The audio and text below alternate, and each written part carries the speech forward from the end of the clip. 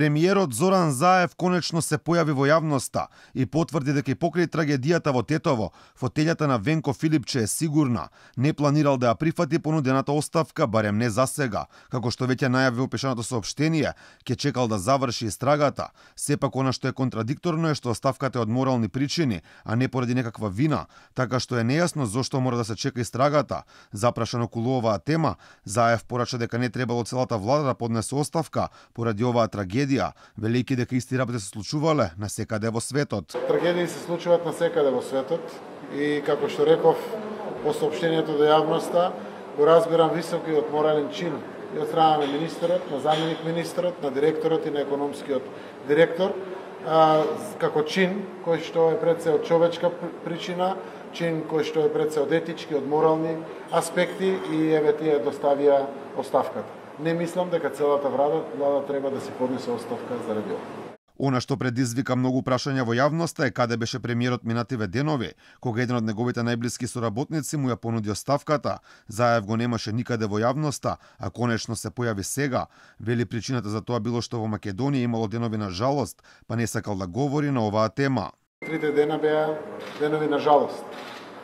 И секако, како денови на жалост, во моменти на чувствителност, не би сакал на никаков можен начин да влијаам врз вкупниот впечаток, истраги или било што е поврзано со ова, се со конечна цел да соодветните експерти и институции испорачат одговори на сите овие прашања за кои што се заинтересирани пред се семејствата на починатите, но и сите наши граѓани.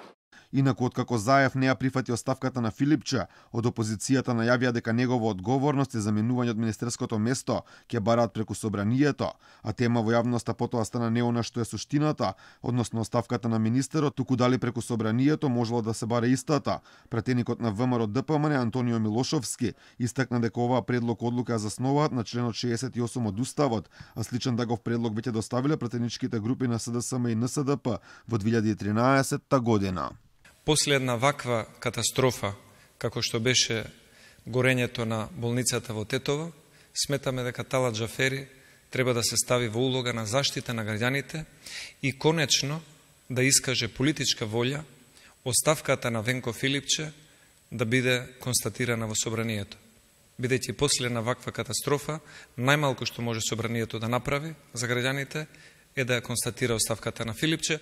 Инаку претходно Заев последен пат се појави пред модуларната болница во Тетово, вечерта кога се случи трагедијата, кога заедно со министерот Филипче беа свиркани од граѓаните, иако првично правдајќи се дека болницата била изградена по сите стандарди, првиот човек на македонското здравство не поднесе оставка, велејќи дека ќе чекал истрагата да заврши, сепак подоцна под притисок на јавноста, го стори тоа, но истата беше одбиена од Заев.